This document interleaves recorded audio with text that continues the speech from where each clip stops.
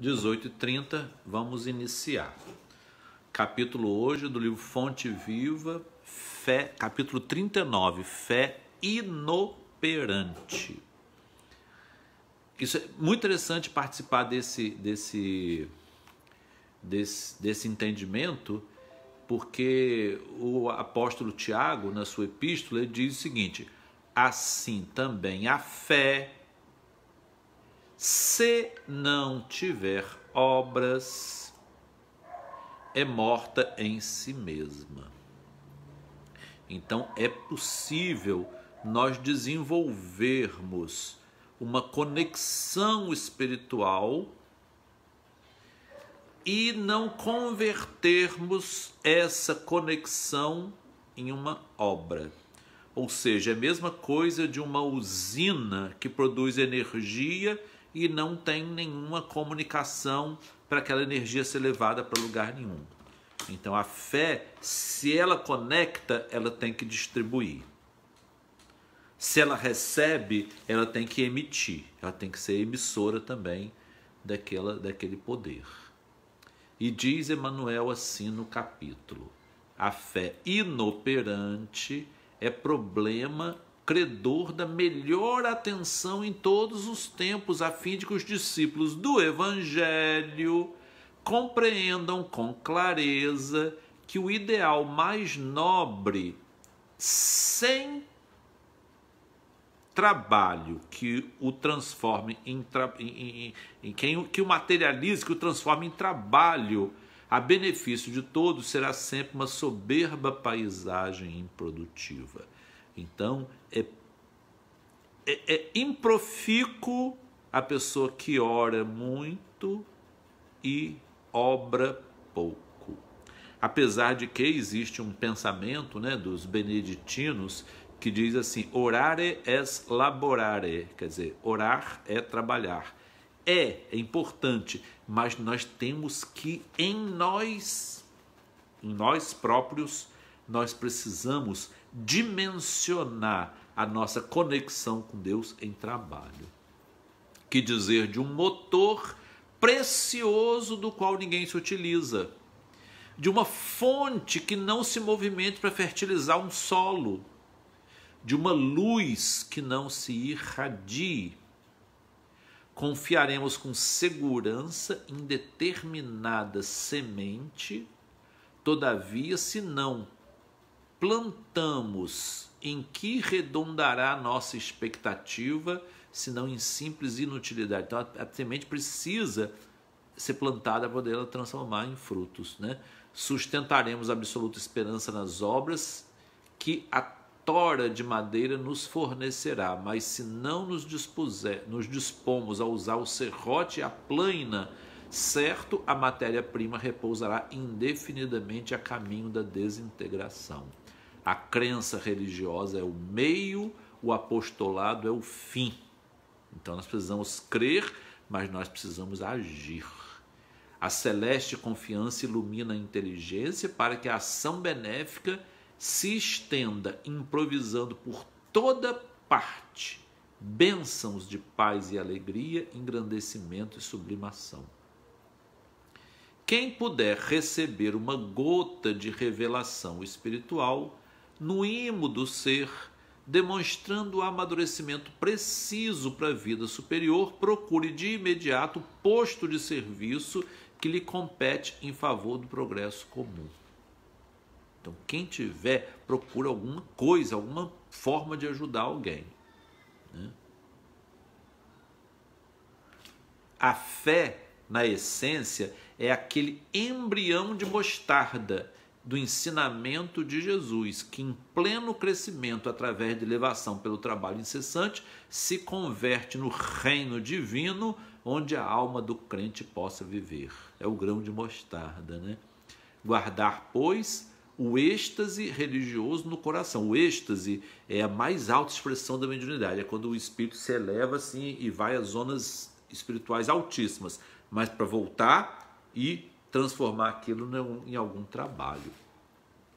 Sem qualquer atividade nas obras de desenvolvimento da sabedoria e do amor, consubstanciados no serviço da caridade e da educação, será conservar na terra viva do sentimento um ídolo morto, sepultado entre as flores inúteis das promessas brilhantes.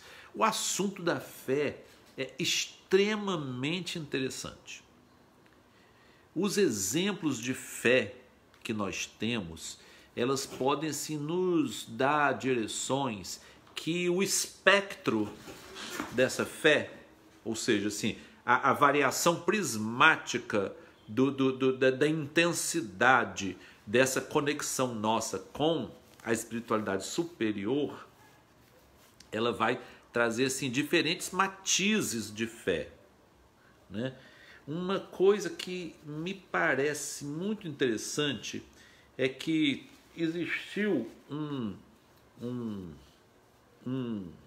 soldado romano, um centurião na verdade, que ele viveu muito tempo na Palestina e ele se afeiçoou muito aos judeus. E ele inclusive acreditava em algumas crenças dos judeus, possivelmente ele acreditava até no Deus único, porque ele ergueu até uma sinagoga. Ele, com os recursos dele, ele ficou tão amigo do povo daquela região que ele construiu uma sinagoga para as pessoas, porque as comunidades pobres, a arrecadação de dízimos não era suficiente. As pessoas recebiam tão pouquinho que os dízimos não eram suficientes às vezes para erguer uma igreja. Então ele deu do soldo dele de centurião, que digamos, seria como se fosse assim, digamos, um oficial hoje, um capitão, um coronel da polícia, do exército, alguém que tinha um salário um pouco melhor, né? E ele do soldo dele, ele construiu uma sinagoga para o povo da região. Então ele tinha muito respeito pelos judeus. E não só tinha respeito pelos judeus, mas ele tinha uma empatia muito grande, ele sentia a dor dos outros. Então ele tinha um servo que ficou doente. Então ele, incomodado com a dor do seu servo, não era para ele, não era para a esposa dele, não era para os filhos dele, é para o servo. Ele procurou intervir, uma intercessão espiritual por seu servo. Então, assim, ele sentiu a dor. Então, quem sente a dor de alguém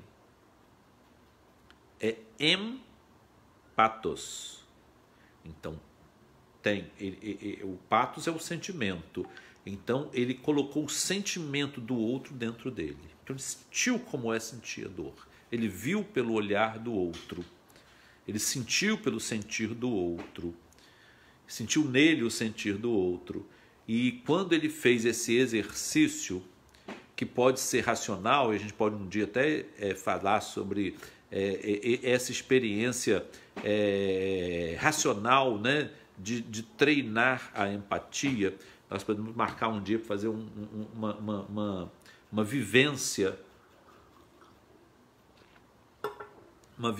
de experiência empática que é muito interessante, é imaginativa. Então ele, imaginando a dor do servo, ele não aguentou e ele soube que Jesus estava passando ali e ele foi pedir a Jesus, né? E Jesus se predispôs, as pessoas que apresentaram, disseram, ele é muito bom, ele construiu uma sinagoga para nós. E Jesus falou assim, eu vou até a sua casa, eu vou. E ele achou melhor não. Ele achava que a casa dele não era um ambiente para Jesus, né? Não porque não estava arrumada, porque isso é a nossa visão de hoje.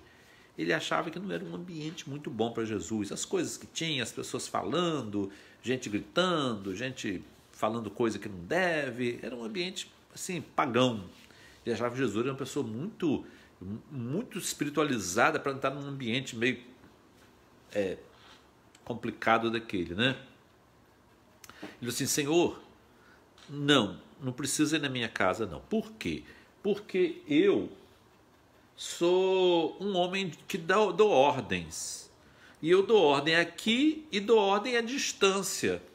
Se a minha ordem chegar a quilômetros de distância, as pessoas obedecem sem me ver. Então, se o Senhor também tem esse poder, se o Senhor der a ordem aqui, meu servo vai ficar curado lá, já que o Senhor tem se comunica com potências maiores do que as minhas as potências com que eu me comunico aqui. Aí Jesus virou para as pessoas, olhou e disse uma frase que ela às vezes é repetida errada. Eu já ouvi pessoas repetirem, até tem traduções do Evangelho que distorcem um pouco. As pessoas dizem assim: jamais vi tamanha fé em Israel. Essa não é a melhor expressão do que Jesus sentiu, porque Jesus já tinha visto fé muito grande em Israel, inclusive a fé de Abraão. Então não foi a quantidade, não foi a questão quantitativa da fé, foi a questão qualitativa. Jesus disse: jamais vi tal fé em Israel. Tal fé não é tamanha fé, é tal tipo de fé. Qual tipo de fé? Racional. A fé racional. É a fé que Allan Kardec achou que era um tipo de fé adaptado para para o nosso desenvolvimento dessa chamada cognição, né, da fé. E Allan Kardec também achou, tanto que ele usou a expressão fé raciocinada, ou seja, fé racional. E a fé do centurião era racional. Ele usou esse argumento: se eu posso mandar à distância, e a minha ordem é uma ordem militar, o Senhor que manda nas milícias celestiais, o Senhor dá a ordem e a milícia celestial vai te obedecer imediatamente, e não importa a distância. Então ele fez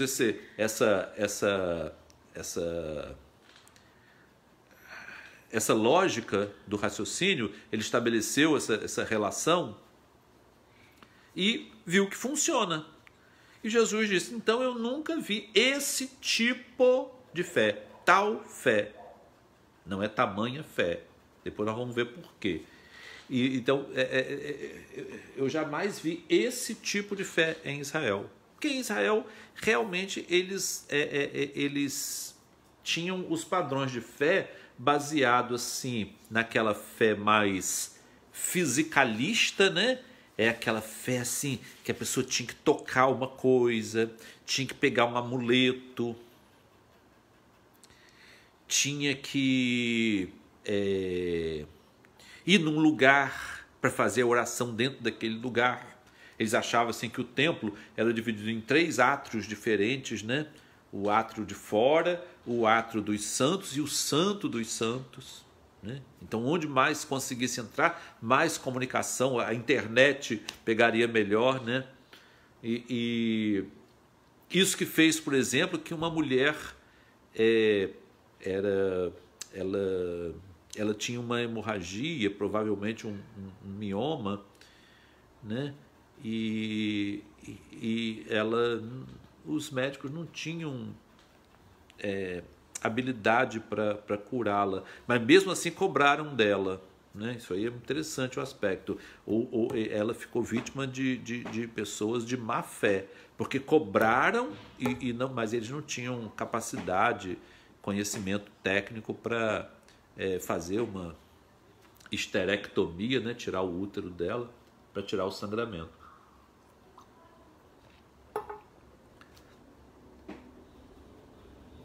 Foram de má fé. Ela pensou o seguinte, assim: se ao menos eu tocar a borda da sua veste, ficarei curada. Então, é o toque. É como nós queremos a água fluidificada, nós bebemos água fluidificada, é fé, mas é uma fé física, porque nós precisamos da água.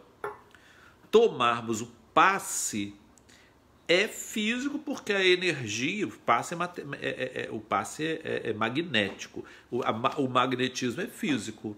Não está errado, a fé física não está errada, tanto que ela foi curada e Jesus A elogiou por isso também. Aí sim ele diz, grande é a tua fé. A intensidade foi grande, mas o tipo, a qualidade dela ela tinha necessidade de tocar, né? O que fez com que muitas pessoas tocassem Chico, né? De uma forma até inconveniente, até puxando o fio de cabelo dele, as pessoas puxavam, né? Se Chico desse uma florzinha, a pessoa guardava aquela florzinha, tirava as pétalas e guardava as pétalas dentro dos livros. Lá em casa tem muitos livros com pétalas de flores que Chico deu. Então lá as pétalas não desaparecem, não desintegram. Não nesse tempo de uma existência nossa, né? Então a fé física era muito conhecida entre os judeus. Existia uma outra fé também que buscava a racionalidade, mas diante das chamadas delongas de Deus. O que são as delongas de Deus? É o tempo de Deus, que não é o nosso. Então, diante das delongas de Deus, que fez o povo hebreu, por exemplo, desistir de Deus e voltar para o bezerro de ouro, foram as delongas. O tempo, nós não sabemos dimensionar esse tempo, então nós muitas vezes perdemos a fé.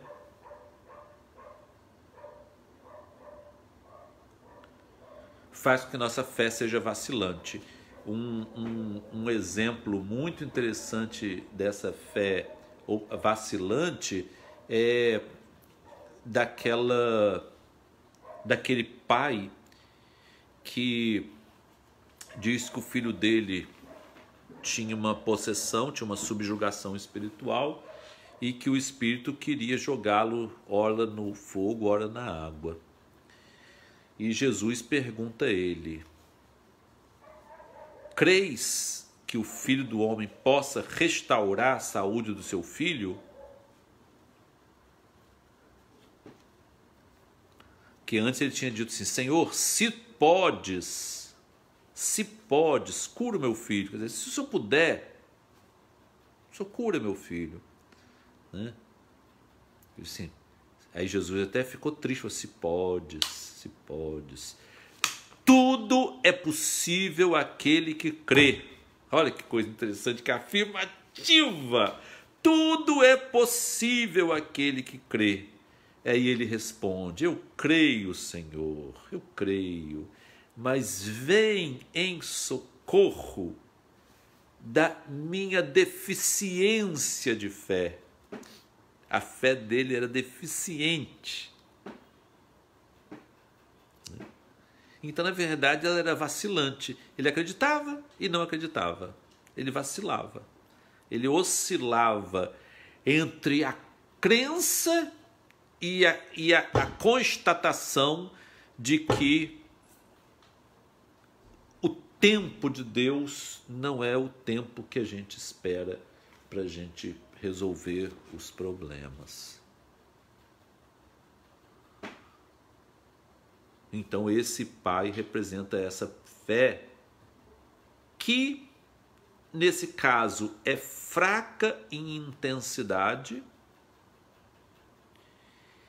e a qualidade dela também, ela é fraca em intensidade e a qualidade também não é boa. E existe a fé diferente dessa fé aqui que Emmanuel está falando no capítulo, que é a inoperante, né? Citando Tiago, né? Que a fé, se não tiver obras, é morta em si mesma. A fé operante é uma fé como aquela da samaritana, que na hora que ela descobriu, que ela ficou vibrando, quando ela reconheceu em Jesus o Messias enviado, ela foi e divulgou para a cidade dela toda. E todos foram conhecer Jesus e ficaram maravilhados. Jesus pediu para Jesus ficar mais dias lá. Ele converteu a cidade inteira, uma cidade que não era judaica, era samaritana. E depois disseram para a samaritana: não é mais porque você contou isso para a gente, porque nós também vimos e nós cremos. Mas quem fez a divulgação foi ela. Quem fez a obra de multiplicação da fé foi ela. Né? Muito interessante essa fé operante da samaritana. Então, a fé física, que era a fé na matéria, que nós temos a fé na água fluidificada. Gostamos de guardar coisas, né? Quem tem um livro autografado por alguém, diz, nossa, vou guardar esse livro, né? Tem que guardar com muito carinho essa dedicatória, né? Ou guardamos peças, ela não está errada não. Célia guardou uma joia que o pai dela deu no dia que, na véspera dela ter sido expulsa de casa, ela guardou a joia. Foi o que ela apresentou ao pai quando ela encontrou o pai. Mas não quer dizer que essa fé, que esse valor que se dá às coisas físicas é errado, não. Ele só não pode suplantar o valor das coisas espirituais, né? E a fé racional que Jesus viu no centurião é uma fé que se diferencia pela qualidade, não é pela quantidade, pela intensidade.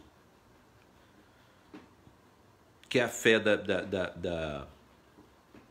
da hemorroíça era uma fé de intensidade, mas ela não tinha a característica da racionalidade. Ela tinha a característica daquilo, ela tinha que segurar. Ela achava que segurando ela iria ficar boa. E ficou. E Jesus disse, grande é a sua fé, falou para ela. Né? Grande é a sua fé. Foi importante aquilo, aquela demonstração dela. Porque os discípulos não tinham visto que ninguém tinha tocado Jesus. Mas ela tocou e Jesus viu que saiu uma força, né? A força de Jesus, ele sentiu, ele teve a percepção de que houve alguém captou, né, alguma coisa dele. E a fé do centurião, ele raciocinou, não, Senhor, não precisa ir na minha casa porque eu também tenho poder. Só que o teu poder é sobre outras milícias, que não são milícias da terra, são milícias espirituais. Então a característica, a qualidade, a natureza dessa fé é diferente. Então não é o tamanho da fé do centurião, é a característica. Eu nunca vi tal fé, tal característica, qualidade, né? A natureza da fé. Era uma fé racional. E a vacilante é a fé comum de nossa, né? Porque nós não temos, assim, muitas vezes a paciência de esperar o tempo, né? Como, por exemplo,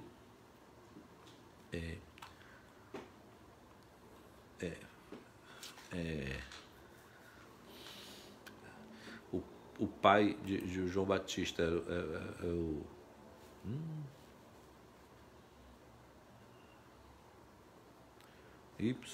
me fugiu o nome. Se alguém escrever aí, eu vejo. Eles tinham a fé, ele esperava que eles iam ter um filho. Mesmo a esposa, ele ainda tinha essa expectativa. Mas ele duvidou do anjo, né? Como é que eu posso ter certeza disso? Que minha mulher já não tem mais as regras dela, né?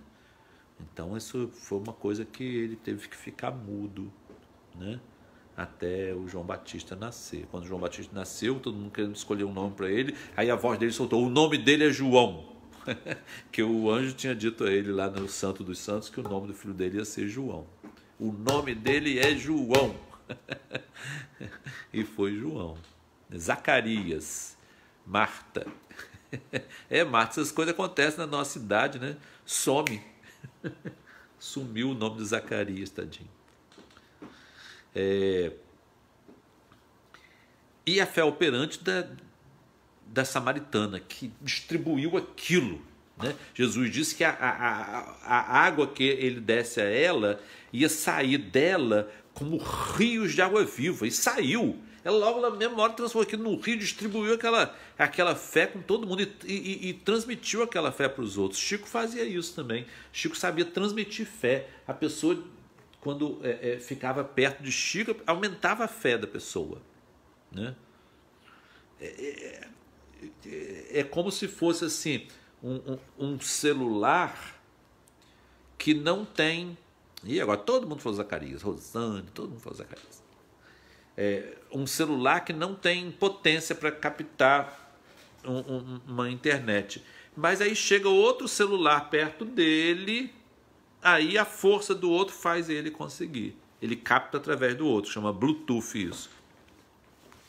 Então, assim, perto de Chico, a intensidade e a qualidade da fé das pessoas aumentava. Distante dele, diminuía, né? Isso faz com que, por exemplo, nós tenhamos assim, sintamos falta da escola Jesus Cristo, né? A gente sente a falta de estar ali, né? Porque ali é um ambiente onde a internet pega melhor. A força da internet lá é grande. Ai, coisa boa vir aqui, né? Tem gente que vai ali para o horto, aí dá uma volta no horto, medita ali no horto, tenta ouvir uma inspiração, né? Eu tenho uma surpresa para todo mundo sobre o horto esse ano, mas não vou falar agora não, vou deixar todo mundo curioso. Ai. Rapaz, dizer que um pouco de Hitchcock não faz mal para ninguém. Então vou deixar todo mundo um pouquinho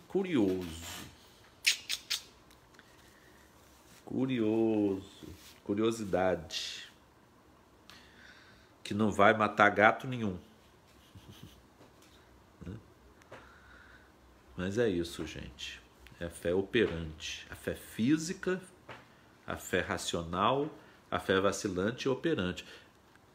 Em oposição à fé inoperante, que é aquela fé que só fica naquele idealismo e não concretiza.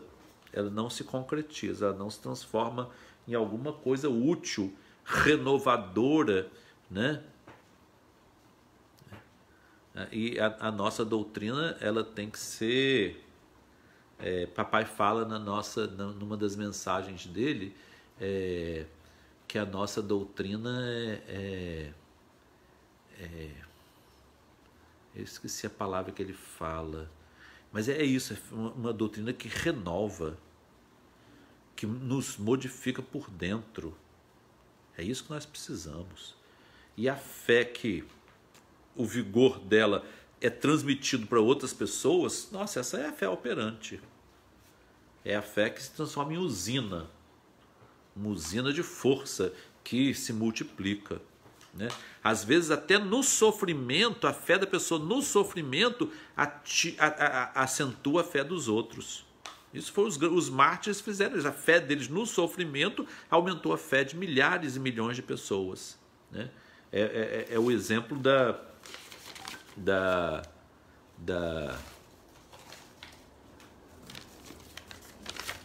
de uma cachoeira, quer ver? Ó,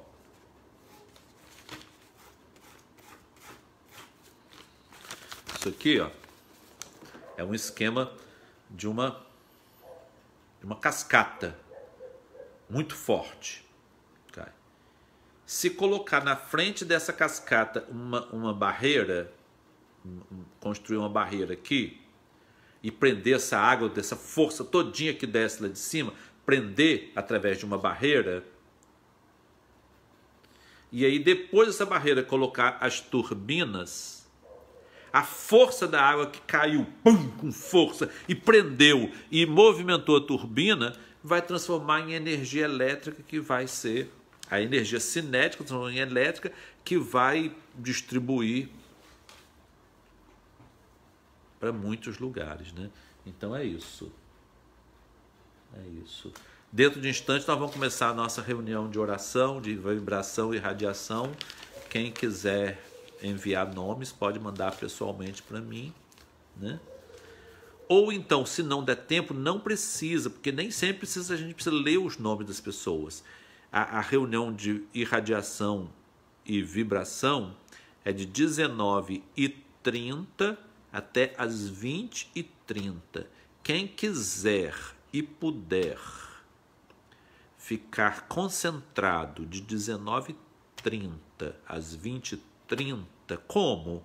Não é tentar não pensar em nada, não. É ler um assunto interessante, ficar com um copinho d'água do lado, orar, cantar, tentar ficar uma hora diferenciada dos pensamentos, lembrar de pessoas, ele mesmo, a pessoa mesmo, pensar na escola de Jesus Cristo, se sentir na escola de Jesus, se projetar espiritualmente para a escola de Jesus Cristo. Dizer assim, eu estou vibrando junto com um grupo que está orando pelos enfermos. Então, essa pessoa vai estar na reunião.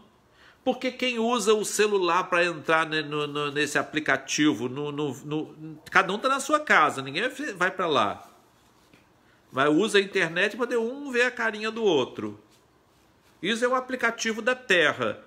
Não existe aplicativo no plano espiritual, não? Como que usa aplicativo? Pelo pensamento e pelo sentimento. Então, de 19h30, dentro de alguns instantes, às 20h30, quem quiser ficar em conexão espiritual, pensando na escola de Jesus Cristo, vibrando lá, se projetando imaginariamente, e através da imaginação isso vai se tornar uma coisa real, se projetando para lá, e até começar a pensar no nome de todas as suas pessoas queridas do coração que estão enfermos, os seus queridos do coração que já estão desencarnados, pensar nele, e até aqueles que têm alguma coisa contra nós, que estão com raiva de nós, que estão com ódio de nós, que não falam conosco, que projetam contra nós emoções e projeções negativas. Todas, se nós pensarmos nessa pessoa, elas vão receber uma vibração de luz através desse estado de conexão que nós vamos entrar, mesmo que vocês não estejam pelo aparelho, vão estar por um aparelho muito melhor que um aparelho divino. Nós vamos irradiar juntos e projetar a bênção de Deus para essas pessoas que estão nutrindo ódio no coração. Isso é um processo de perdão também. Tá bom, gente? Vamos encerrar com uma oração, pedindo a todos para dentro de alguns instantes ficarem em vibração para nós orarmos juntos, vibrarmos juntos pelos enfermos encarnados, desencarnados, enfermos do corpo e enfermos da alma. Enfermo da alma é quem está em depressão. Depressão não é enfermidade da alma. Enfermidade da alma é o ódio, é a raiva, é a ingratidão. Depressão é doença do corpo. Isso a gente pode falar de outra oportunidade. Senhor Jesus, nós te agradecemos a bênção destes instantes de vibração, de meditação acerca da tua palavra, e pedimos, Senhor, que plantes a fé em nossos corações, para que possamos unidos, juntos, irradiarmos estas energias, Senhor, em direção a todos os que sofrem, todos que estão em situação de penúria humana e espiritual, encarnados e desencarnados. Que possamos nós mesmos nos fortalecermos na fé, para que não sintamos a fadiga da luta pelo bem. Que essa fadiga existe porque nós somos ainda espíritos muito frágeis, ainda internados na matéria, sofrendo ainda as fadigas e as lutas da matéria. Portanto, Senhor, te pedimos esta força, agora e sempre, assim seja. Mas é isso, gente. Vamos usar dentro de mais 25 minutos, nós vamos estar todos unidos. Ou pelo aplicativo ou pela fé operante. Essa é muito melhor do que qualquer aplicativo, melhor do que qualquer conexão material, é uma conexão espiritual. Vamos ficar juntos. Deus abençoe a todos.